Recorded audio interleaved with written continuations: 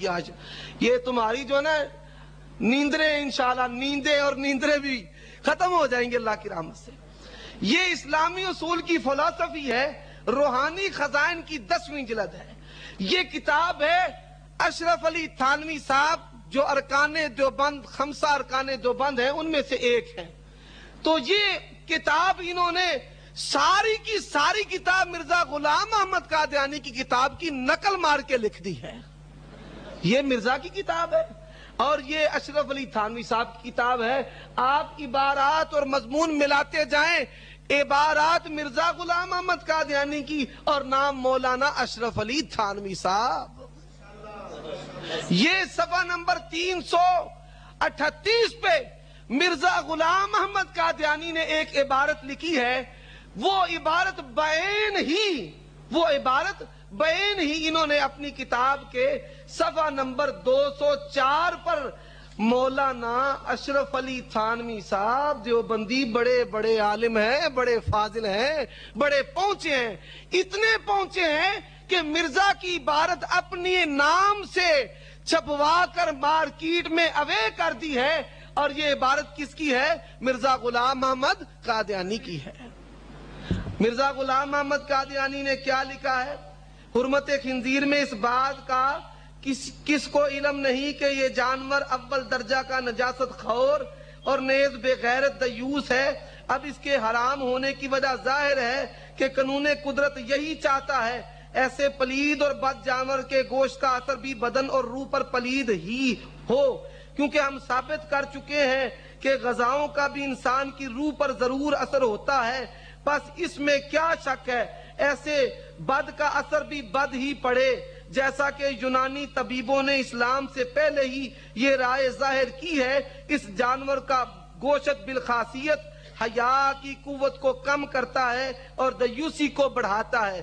اب کوئی شخص کھڑا ہو جائے, یہی عبارت یہاں پر ہے اور یہی عبارت اشرف علی تھانوی صاحب کی کتاب پر موجود ہے. اب یہ پہلی بات. دوسری بات, یہاں پر ایک کتاب ہے خطبات حکیم الاسلام. اس کی یہ پہلی جلد ہے جی, 7ویں جلد بھی یہاں پر پڑی ہوئی ہے خطبات حکیم الاسلام کی. جی جزاکم اللہ. اور روحانی خزائن کی 6ٹھی جلد دے دیں.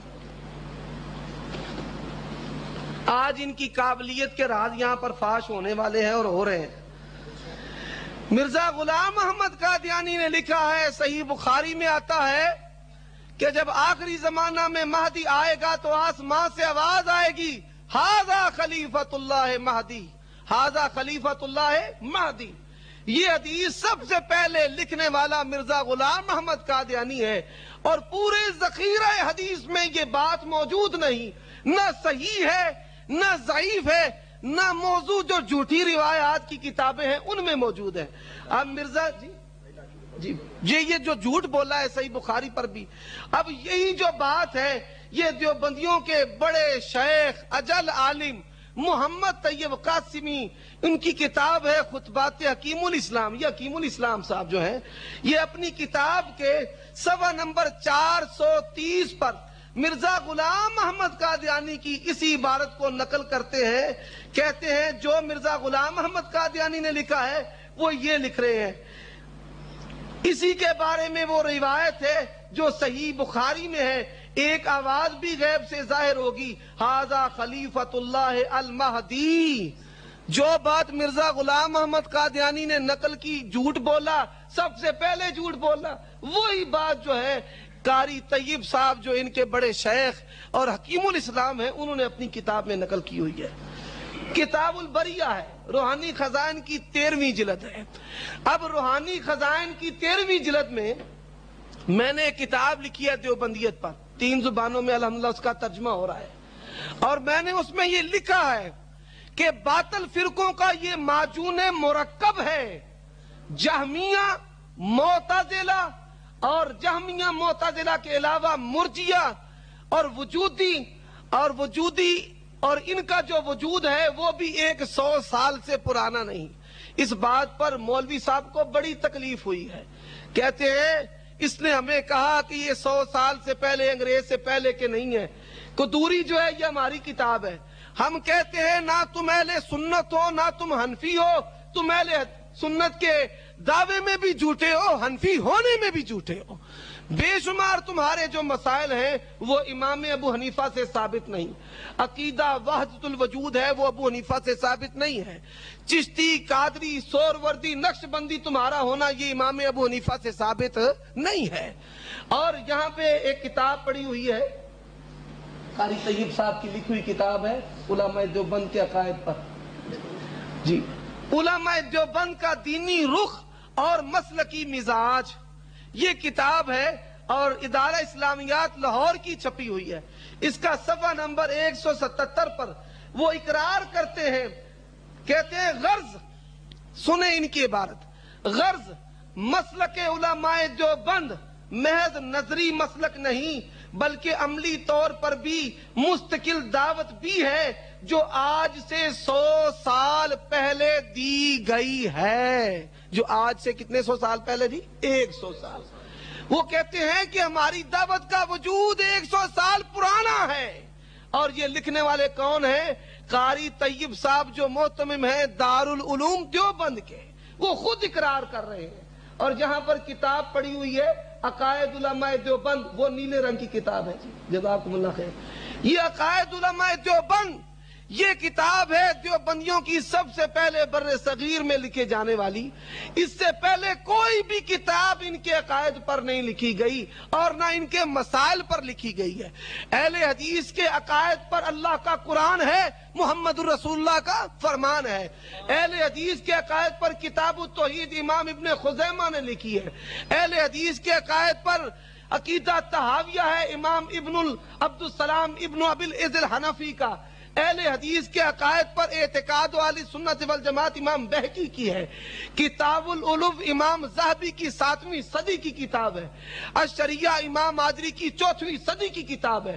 اہل حدیث کے عقائد پر اللہ کا قرآن اور حدیث مصطفیٰ بھی ہے اور محدثین کی لکھی ہوئی عقائد کی کتابیں بھی موجود ہیں، لیکن دیوبندیوں کے عقائد کی کتابیں آپ کو اس سے پہلے اس بر صغیر میں ملیں گی نہیں۔ یہ سب سے پہلے۔ اب ان کا اختلاف ہے، وہ کہتے ہیں تم دیوبندی ہو، وہ کہتے ہیں نہیں یہ دیوبندی نہیں، یہ دیوبندی ہے۔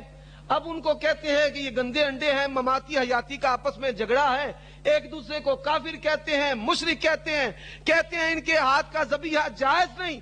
بھائی تم آپس میں لڑتے رہو، فیصلہ کرتے رہو، کون گندا انڈا ہے، کون گندا نطفہ ہے، یہ تمہارے گھر کا مسئلہ ہے۔ اور اللہ نے اہل حدیث کی مخالفت کی برکت سے یہ تم پر عذاب ڈال دیا ہے۔ جب تک تمہارا مذہب باقی ہے یہ تم آپس میں لڑتے رہو گے۔ کہو انشاءاللہ الرحمن۔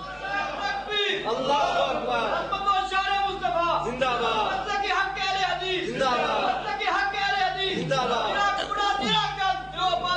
بس